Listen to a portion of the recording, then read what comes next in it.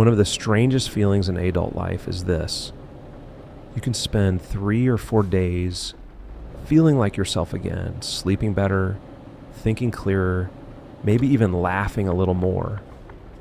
And then one thought shows up Monday, and your whole body changes. Your chest gets tight. Your mood drops. The road in front of you is still the same road. The room is still the same room. Nothing bad has even happened yet. And somehow it already feels bad. That feeling messes with people because it makes you ask a question you were trying not to ask. If going back feels as heavy, what does that say about the life I'm going back to? I think a lot of people have had that moment, maybe after a vacation or after a long weekend, maybe after being sick for a few days or taking time off around the holidays, and suddenly getting a taste of what it feels like to not be in constant task mode. Then the break ends and it's like a switch flips, emails, deadlines, that one coworker, that manager whose name alone can ruin an evening. The alarm clock starts feeling personal again, and you sit there wondering, hold on, is this normal? Or is this my life trying to tell me something? Sometimes coming back feels bad because, well, of course it does. You got a few days where your brain wasn't being pulled in 6 directions. You got space, you got distance. For a minute, you weren't just reacting. So naturally going back into pressure, noise, routine, and obligation is going to feel rough. That part doesn't always mean your whole life is broken.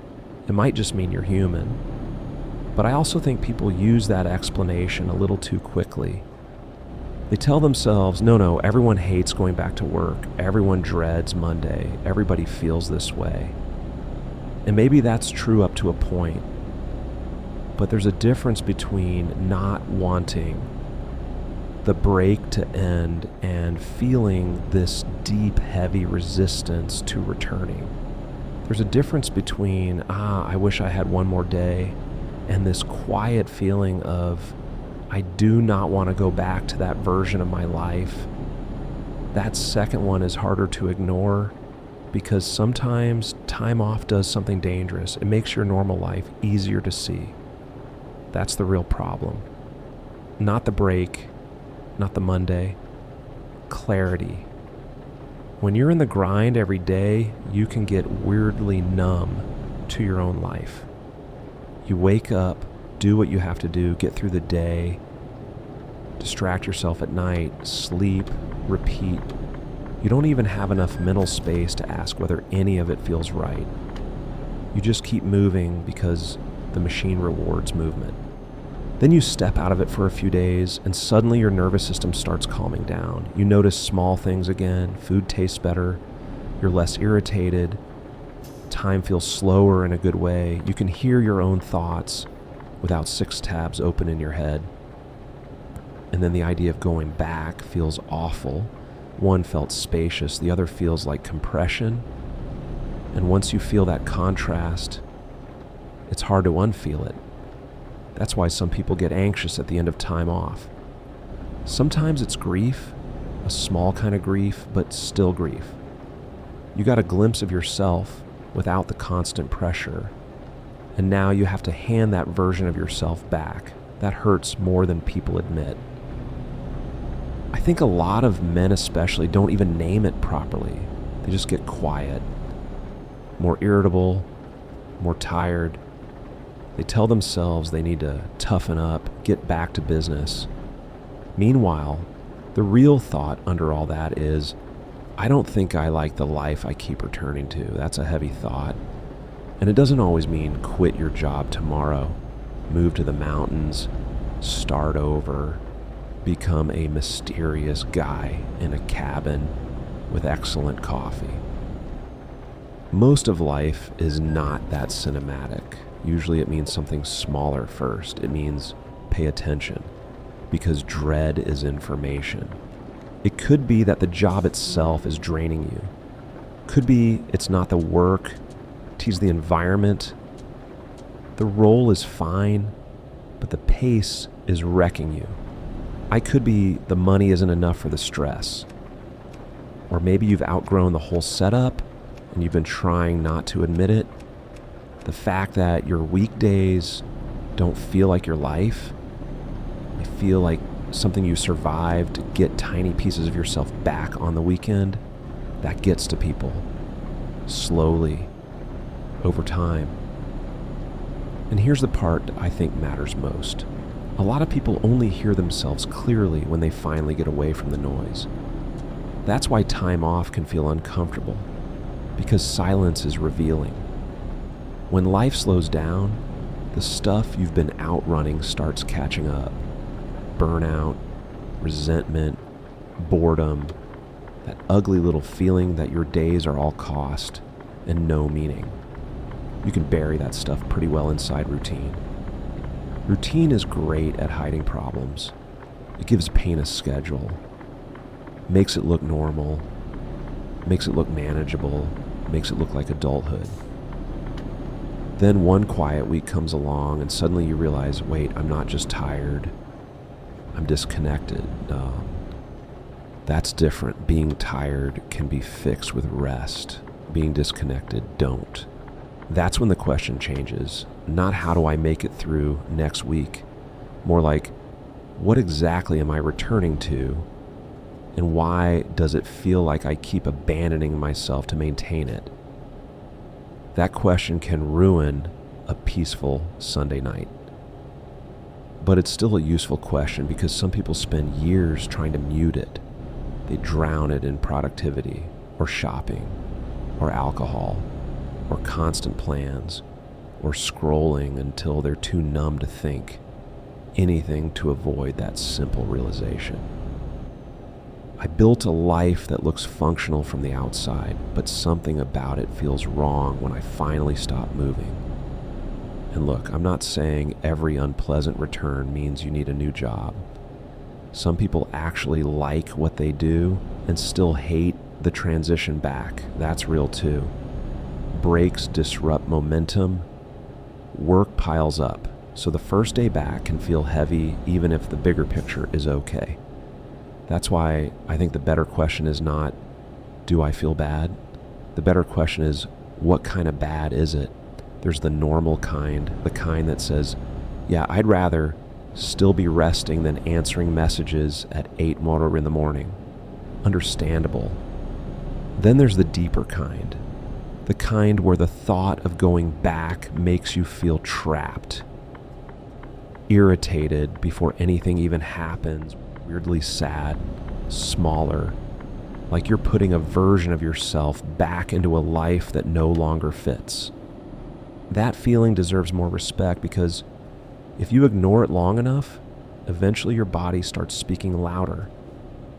You get more tired, more cynical, more detached. Even your free time stops working properly because you spend half of it recovering and the other half anticipating the next round. That's no way to live, not long term. One of the saddest adult habits is how quickly people normalize dread. They talk about hating Mondays like it's a personality trait. They joke about wanting to disappear before work. They count the days until Friday, then spend Sunday mourning the end of Saturday. Somewhere in there, that starts sounding normal. But normal and healthy are not the same thing. A lot of unhealthy things become normal when enough people are living that way. That doesn't make them harmless. And common suffering is still suffering. So what do you do with all this?